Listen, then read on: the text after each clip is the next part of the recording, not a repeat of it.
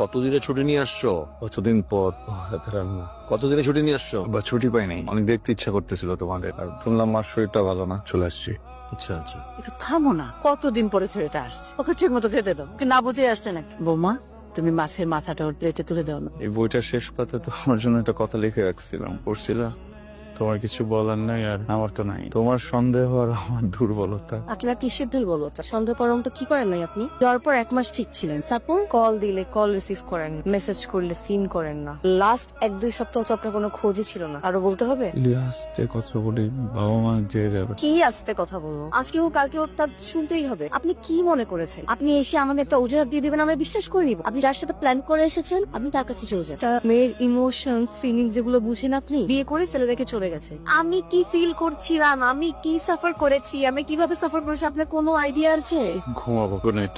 আপনি হুট করে কেন দেশ চলে আসছেন? সত্যি বলবেন। তোমাকে সারপ্রাইজ দিতে আসছি। সারপ্রাইজ? কিসের সারপ্রাইজ? আপনার মাকে যে বলবো গত 3 মাস আপনি আমার সাথে কি ব্যবহারটা করেছেন, কত কষ্ট দিয়েছেন আপনি আমাকে। এই ভালোবেসে আপনাকে বিয়ে করেছি আমি, তাই না? আপনি হুট করে এসে বলবেন যে সারপ্রাইজ দিতে আসছেন, আমি বিশ্বাস করে ফেলবো, তাই না? আপনার বাবা মার জানা উচিত যে এটা কোনো সারপ্রাইজ না, এটা অন্য কিছু। প্লিজ চুপ করো। কেন চুপ করবো? গতকাল রাতে আপনি আমাকে কিছু বলেননি, সব কেন করেছেন? কারণটা বলে আমাকে প্লিজ দয়া করবেন। এগুলো জানা না পর্যন্ত আমি এই বাসায় আর থাকবো না। আমাকে ক্ষমা করবেন মা, আমি আসি।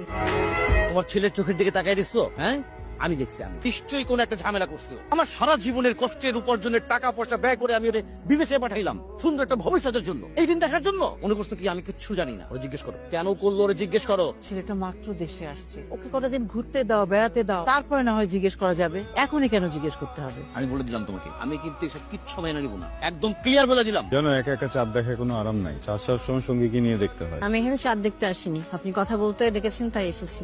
আমি চাঁদ দেখতেই আসছি, কিন্তু আমার চাঁদ আকাশে থাকে না, মাটিতে থাকে। সবসময় আমার কাছে থাকতো, কিন্তু এখন ওর বাবার বাড়িতে থাকে। এই জন্য অন্ধকার হয়ে গেছি, নিজের তো কিছুই নেই। লিয়াম সরি, সবকিছুর জন্য আমি সরি। গত 3 মাস আপনি আমাকে কেন এইভাবে ইগনোর করে গেছেন? গতদিন মাস আমার লাইফে সব থেকে টাফ টাইম ছিল। আমি একদম একা পড়ে গেছিলাম, আমার কেউ পাশে নাই, কি করবো না করবো কিছু বুঝতে পারতেছিলাম না। পরে মনে হচ্ছে যে একাই থাকি, কেউ ঠিক মতো যোগাযোগ করি না। আপনি বইয়ে যে কথাগুলো লিখে গিয়েছিলেন আমি সেটা এখনো পড়িনি। ভালো করে হচ্ছে পড়ানো, কেন? কিছু কিছু কেন না জানাই ভালো।